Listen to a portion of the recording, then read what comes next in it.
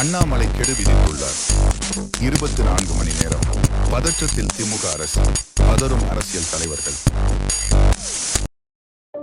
தமிழ் சொந்தங்களே, சகோதர சகோதரிகளே, பெற்றோர்களே, பெரியோர்களே, உங்கள் அன்பு தம்பி அண்ணாமலை இந்த காணொளி மூலமாக உங்களிடம் சில கருத்துக்களை பதிவு செய்ய வேண்டும் என்று பேசிக் கொண்டிருக்கின்றேன். டிசம்பர் 23ஆம் தேதி 2024 அண்ணா பல்கலைக்கழகத்தில் அங்கே படித்து கொண்டிருக்கக்கூடிய சகோதரிக்கு மிக மோசமான கோரமான ஒரு பாலியல் வன்கொடுமை நடந்தது நமக்கு தெரியும். 23ஆம் தேதி நடந்த அந்த பாலியல் வன்கொடுமை 24ஆம் தேதி 25ஆம் தேதி ஒரு குற்றவாளியை கைது செய்தார். 25ஆம் தேதி காலையிலிருந்து ஒரு சாமானிய மனிதனாக உங்களைப் போல நானும் பேச ஆரம்பித்தேன். அதன் பிறகு படிப்படியாக சமூக வலைதள பதிவுகள், பத்திரிகை நண்பர்களை சந்தித்து தொடர்ச்சியாக பேசியதன் விளைவு 25ஆம் தேதி சாயந்தரம் ஒரு கைதை காமிச்சான், ஞானசேகரன் என்கின்ற ஒரு மனிதனை. 25ஆம் தேதி இரவு ஞானசேகரன் யார், எந்த கட்சியை சார்ந்தவன், யாரோடெல்லாம் தொடர்பு இருக்கு, அதையும் உங்கள் முன்னால் நாங்கள் வச்சோம். எல்லா அரசியல் கட்சிகளுமே எடுத்து போராடினாங்க, பேசினாங்க. அதனால இது நான் அரசியல் பேச விரும்பல. முதல்ல நாங்கள் வந்தது ஓட்டப்பந்தயம் கிடையாது. முதல்ல அண்ணாமலை தான் ட்வீட் போட்டான். அதை மாதிரி நான் ஒரு கீழ்த்தரமான அரசியல்வாதி கிடையாது. மாற்றம் வேண்டும் என்று விரும்பக்கூடிய உங்களை போன்ற ஒரு சாதாரண மனிதன். இன்னைக்கு நான் அதை பற்றி பேசல. ஜனவரி மாதம் கடைசியில் உங்கள்கிட்ட சொல்லியிருந்த சில விஷயங்களை நான் CDR, கால் டீட்டெயில் ரெக்கார்ட் ஆதாரத்தின் அடிப்படையில் உங்கள் முன்னால் வைக்கப் போகின்றேன். இன்னைக்கு பேச வேண்டிய நேரம் வந்துருச்சு. 25ஆம் தேதி கைது செய்யப்பட்ட பிறகு பல விஷயங்கள் நம்ம பார்த்தோம். FIR கசிய விடப்பட்டது. 27ஆம் தேதி நான் ஒரு அறப்போராட்டத்தை முன்னெடுத்தேன். அதன் பிறகு அண்ணா பல்கலைக்கழகம் சில விஷயங்கள் செஞ்சாங்க. நாங்கள் செக்யூரிட்டி அது பண்ணுறோம், நாங்கள் டைட்டன் பண்ணுறோம். சென்னை உயர்நீதிமன்றம் SITயை போட்டு கண்காணிக்க ஆரம்பித்தாங்க. இன்னைக்கு 5 மாதங்கள் கழித்து தீர்ப்பு வந்திருக்கு. முக்கிய குற்றவாளியாக இருக்கக்கூடிய, ஒரே குற்றவாளியாக இருக்கக்கூடிய ஞானசேகரனுக்கு 30 ஆண்டு காலம் கடுங்காவல் தண்டனை. இன்னைக்கு நம்ம அன்னைக்கு கேட்ட அதே கேள்வி இன்னைக்கு கேட்குறோம். ஞானசேகரன் முக்கிய குற்றவாளி, தீர்ப்பு கொடுத்துருக்கிறீங்க, துரிதமாக இன்வெஸ்டிகேட் பண்ணியிருக்கிறீங்க, 30 வருஷம் ஜெயில் தண்டனை வாங்கி கொடுத்துருக்கிறீங்க, எல்லாருக்குமே சந்தோஷம்தான். இருந்தும் நமக்கு தெரியும் அந்த குழந்தைக்கு, பாதிக்கப்பட்ட சகோதரிக்கு அந்த கண்ணீர் துளிக்கு நியாயம் கிடைக்குமானா எப்பவுமே கிடைக்காது. பட் இருந்தும் அரசு அந்த வேலையை செஞ்சிருக்கு. ஆனால் அரசு அந்த வேலையை முழுசாக செஞ்சிருக்கா அப்படிங்கிறத முதல்ல இருந்து கேட்குறோம். நான் அதைத்தான் உங்கள் முன்னால் நான் பேச போகிறேன். 24ஆம் தேதி 23ஆம் தேதி இரவு பாலியல் வன்கொடுமை நடந்தது. 24ஆம் தேதி இந்த ஞானசேகரனை கோட்டூர் காவல் நிலைய அதிகாரிகள் கைது செய்கிறாங்க, வெளியே விட்டுறாங்க.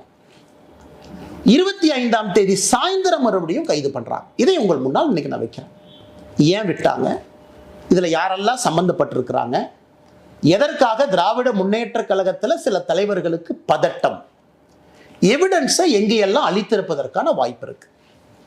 இன்னைக்கு உங்கள் முன்னால் நான் பேசுவதற்காக இந்த பேப்பரையும் பயன்படுத்துகிறேன். காரணம், நான் பேசக்கூடிய விஷயத்தை தெளிவாக அவங்ககிட்ட சொல்லணும். ஞானசேகரனை பொறுத்தவரை கிராவிட்டி பிரியாணி என்கின்ற ஒரு கடையை நடத்தி வருகின்றான். அன்னைக்கு சம்பவம் நடந்த பொழுது கையில் இருந்த அலைபேசி எண் 9042977907. இதுதான் ஞானசேகரன் பயன்படுத்திய மொபைல் நம்பர். அரசு வழக்கறிஞர் சொல்லியிருக்கிறாங்க 23ஆம் தேதி அந்த சம்பவம் நடந்த பொழுது ஞானசேகரனுடைய மொபைல் ஃபோன் ஃப்ளைட் மோடில் இருந்துச்சு. 8:52 வரை நைட்டு அது ஃப்ளைட் மோடில் இருந்துச்சு. உண்மைதான், அது ஃப்ளைட் மோடில் தான் இருந்துச்சு. CDRம் அதைத்தான் சொல்லுது.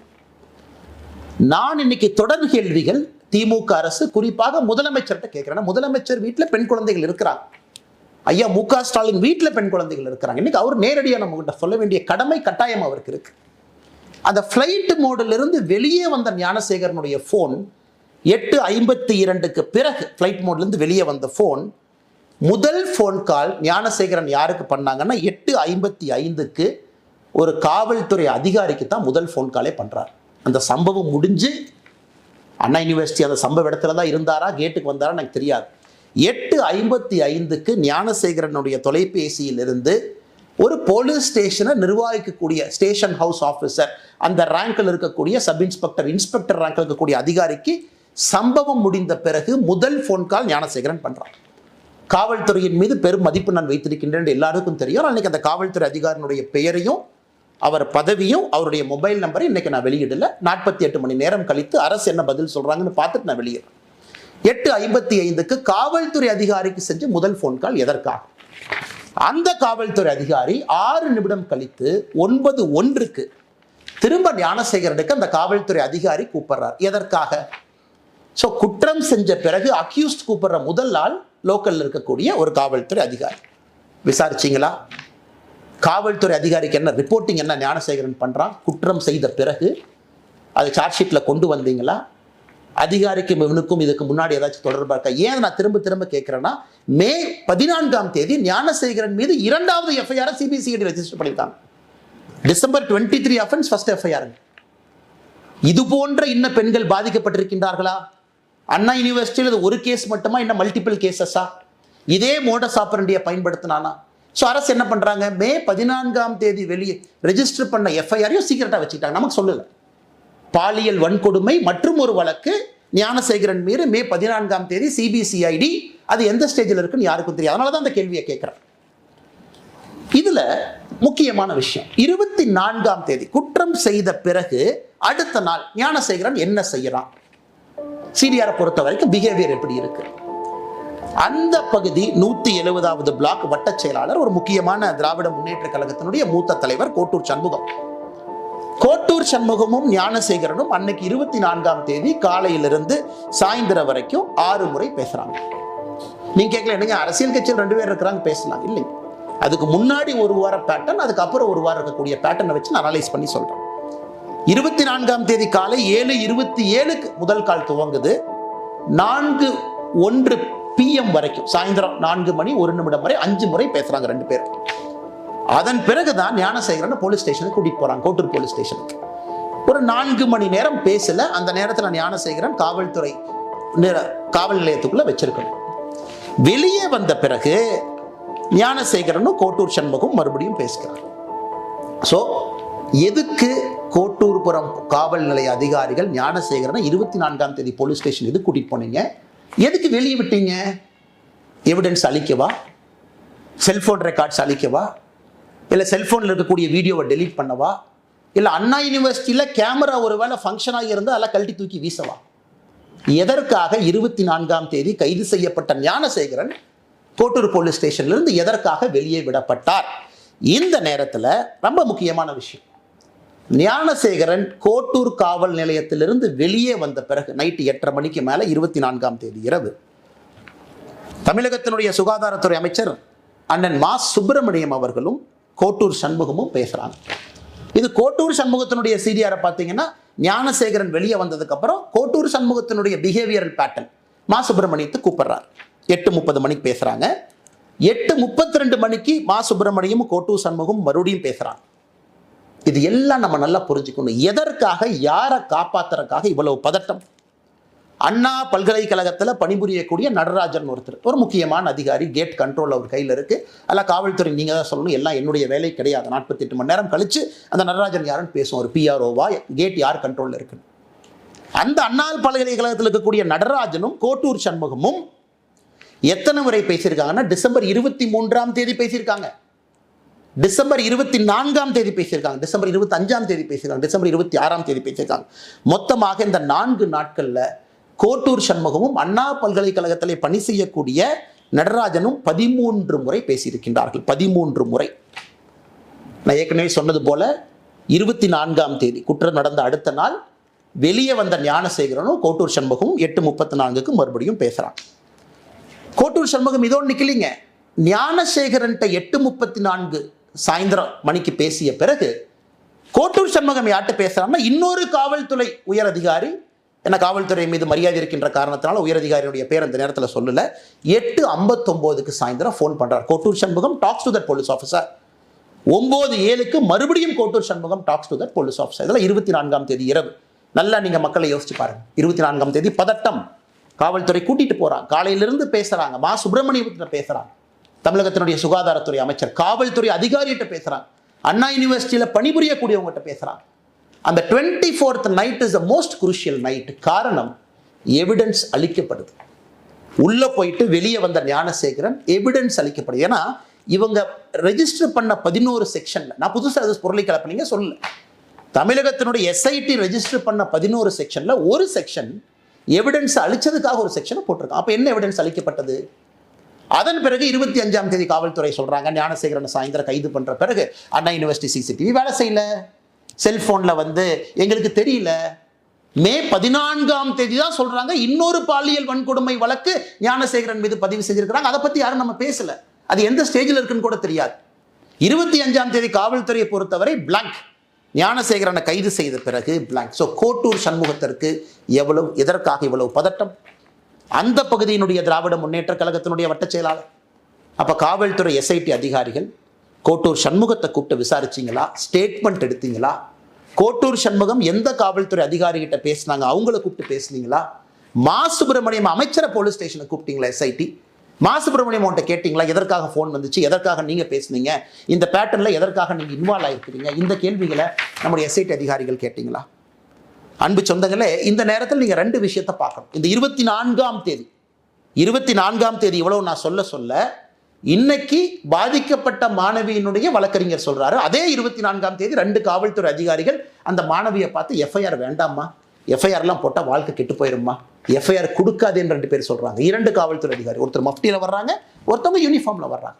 நான் சொல்லுகின்ற இவ்வளவு விஷயங்கள் 24ஆம் தேதி நடக்கும் பொழுது 2 காவல்துறை அதிகாரிகள் அதே 24ஆம் தேதி மாணவிகிட்ட எஃப்ஐஆரை எடுக்க 1 ஃபுல் டே டிலே பண்றாங்க. ஸோ அதனால் இது எல்லாமே உங்களுடைய கவனத்துக்கு கொண்டு வருவது மட்டுமல்ல, உங்கள் முன்னால் இந்த நேரத்தில் நான் வைத்திருக்கின்றேன். அன்பு சொந்தங்களை, இன்னைக்கு நாம கேட்கக்கூடிய முக்கியமான கேள்விகள், யார் அந்த சார்? அதே கேள்வியை திரும்ப நம்ம கேட்கிறோம், முதல்ல இருந்து கேட்டுக்கிட்டு இருக்கோம். சர்க்கம்ஸ்டன்ஷியல் எவிடன்ஸ் என்ன? இதெல்லாமே ஓப்பன் சிடிஆர் கால்ஸ். இந்த சிடிஆர்லாம் பார்த்தீங்கன்னா 3 செகண்ட் பேசுறாங்க, அண்ணே வாட்ஸ்அப்பில் வாங்கிறார். வாட்ஸ்அப் நம்மகிட்ட இல்லை, அது காவல்துறையிட்டு இருக்கு. ஐபிடிஆர்னு அது தனியாக ஒன்று போட்டு அவங்க எடுப்பாங்க. ஸோ வாட்ஸ்அப்பில் என்ன பேசுனாங்க தெரியாது. நான் சொல்வதெல்லாம் நேரடியாக தொலைபேசியில் ஓப்பன் டாக் பேசியிருக்கக்கூடிய கால். ஐபிடிஆர் அக்சஸ் நம்மகிட்ட இல்லைங்க, அது காவல்துறையிட்டு இருக்கும். ஸோ யார் இன்டர்நெட் ஃபோன் கால் பண்ணது? சாதாரணமாகவே நம்மளே வாட்ஸ்அப்பில் தானே பேசுகிறோம். ஸோ எத்தனையோ கால் இதில் பார்த்தீங்கன்னா 3 செகண்ட் 4 செகண்ட் பேசின கால் என்ன, அண்ணே வணக்கண்ணே கொஞ்சம் வாட்ஸ்அப்பில் வாங்க. கோட்டூர் சண்முகம் விசாரிக்கப்பட வேண்டிய நபர். தமிழகத்தினுடைய சுகாதாரத்துறை அமைச்சர் மா சுப்பிரமணியம் விசாரிக்கப்பட வேண்டிய நபர். அந்த தெளிவை முதலமைச்சர் சொல்லாம எதுக்கு நாடகம் போடுறார்? முதலமைச்சராக ஒரு பக்கம், திராவிட முன்னேற்ற கழகத்தினுடைய தலைவராக இன்னொரு பக்கம் இருக்குல்ல. முதலமைச்சருக்கு 2 பொறுப்புகள், 2 பதவிகள் இருக்கு. கட்சி இன்வால்வ் ஆயிருக்கு, முதல்ல இருந்து இன்வால்வ் ஆயிருக்கு, காவல்துறை அதிகாரிகள் இன்வால்வ் ஆயிருக்கிறாங்க. இவ்வளவு விஷயங்கள் நடந்திருக்கு, இவ்வளவு தொலைபேசி அழைப்புகள். நீங்க கேட்கலாம், இல்ல அண்ணாமலை என்ன நீங்க சும்மா சொல்றீங்க? சரி, கோட்டூர் சண்முகம் அவர்களும் மா சுப்பிரமணியம் அவங்களும் டெய்லி பேசிக்கிறாங்களா? டெய்லி பேசிக்கிறாங்கன்னா, நான் சொன்ன 24ஆம் தேதியை 2 முறை பேசிக்கிட்டாங்க. அதன் பிறகு 6 நாட்கள் அவங்க பேசிக்கொள்ளவே இல்லை. இவங்க டெய்லி பேசுகிற ஆட்கள் கிடையாது. 24ஆம் தேதி பேசிய பிறகு இவங்க திரும்ப பேசினாங்களான்னு ரெக்கார்ட் எடுத்து பார்த்தீங்கன்னா 6 நாட்கள் இவங்க பேசலை. அதனால் 24ஆம் தேதி பல விஷயங்கள் நடந்திருக்கிறது. அங்கே தான் யார் அந்த சார் ஒளிஞ்சிருக்கிறார். அதனால் இது தொடரும். இன்னைக்கு நான் ஏற்கனவே சொன்ன எதற்கும் பயப்பட போவது கிடையாது. ஒரு விஷயத்தை நான் சொன்னேன், அதனை கையில் எடுத்திருக்கேன், உடும்பு புடியாக பிடித்து கடைசி வரை போக போறேன். நான் சாட்டையால் அடித்து கொண்டது அண்ணா பல்கலைக்கழக மாணவியினுடைய சகோதரனாக. எனக்கு ஒரு சகோதரி, அந்த சகோதரிக்கு ஒரு சகோதரன் இருந்தால் 2 பேருக்கும் என்ன வழி ஏற்பட்டிருக்குமோ அதைத்தான் நான் செஞ்சேன். அதனால் தொடர்ந்து கேள்விகள் கேட்போம். இதை நம்ம விட போறதில்லை. இதுக்கும் அவங்க சொல்லுவாங்க இப்படி அப்படிம்பாங்க. அடுத்து நான் 48 மணி நேரம் கழித்து மறுபடியும் அடுத்த விஷயத்தோடு பேசுவோம். அதனால் முதலமைச்சர் அவர்களே பதில் சொல்லுங்க. இத்தனை பேர் இவ்வளவு குழப்பத்தில் ஒரே ஒருத்தர் மட்டும்தான் அக்யூஸ்ட், எங்களுக்கு வேற யாரும் தெரியாது.